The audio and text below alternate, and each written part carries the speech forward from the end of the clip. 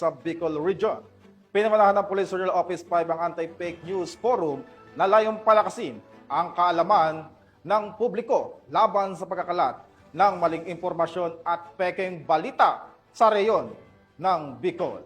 Yan ang balitang hatid ni Police Staff Sergeant Irene Hanitria Abad. Bilang suporta sa kampanya ni Pangulong Ferdinand R. Marcos Jr. laban sa pagpapalaganap ng maling impormasyon, pinangunahan ng Police Regional Office 5 sa pamumuno ni Police Brigadier General Nestor C. Babagay Jr., katuwang ang Radyo Pilipinas Albay, Philippine Information Agency Bicol at Department of Education ang Anti-Fake News Consultative Forum nito lamang ika-13 araw ng Agosto taong kasalukuyan na isinagawa sa Camp Simeon Ola, Legazpi City, Albay. Kabilang sa mga tinalakay sa forum ang iba't ibang paksa kaugnay ng fake news, tamang pagbabahagi ng impormasyon at mga hamon sa investigasyon ng mga krimeng may kaugnayan sa teknolohiya. Ibinahagi ng mga tagapagsalita mula sa iba't ibang ahensya ng gobyerno at media ang kanilang kaalaman upang mapalalim ang pangunawa ng publiko sa issue.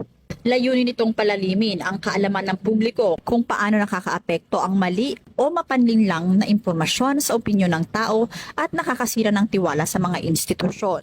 Ayon kay Police Brigadier General Rogelio Z. Raimundo Jr., DRDA ng Pro-5, na kumatawan kay Police Brigadier General Babagay Jr., nakatuon ang PNP sa paglaban sa fake news sa pamamagitan ng cyber patrols, mabilis na aksyon sa mga peking balita at sa mahigpit na pakikipag-ugnayan sa mga ahensya tulad ng NBI at DICT. Binigyang diin din niya na hindi kayang lutasin ng kapulisan lamang ang problema at kailangan nito ang tulong mula sa mga partner agencies at komunidad sa pamamagitan ng pagsusulong ng katotohanan at pag-iwas sa pagpapakalat ng maling impormasyon. Mula dito sa Kabikolan, ako ang inyong PNN correspondent, Staff Sergeant Irene Hanitria Abad, alagad ng batas, tagataguyod ng Balitang Pulis.